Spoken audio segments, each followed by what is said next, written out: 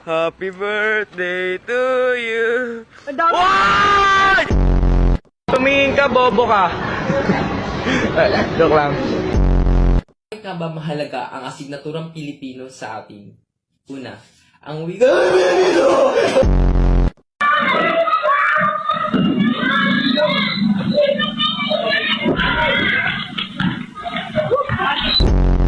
Oh, yung panty pala, ibalik mo. Paano ka pati magpapanty? damit. Akala ko ba lalaki ka? Dapat brief.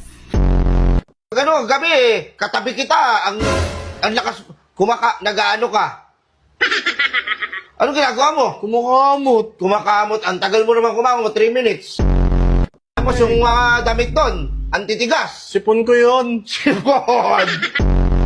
Superman! Tulungan mo kami!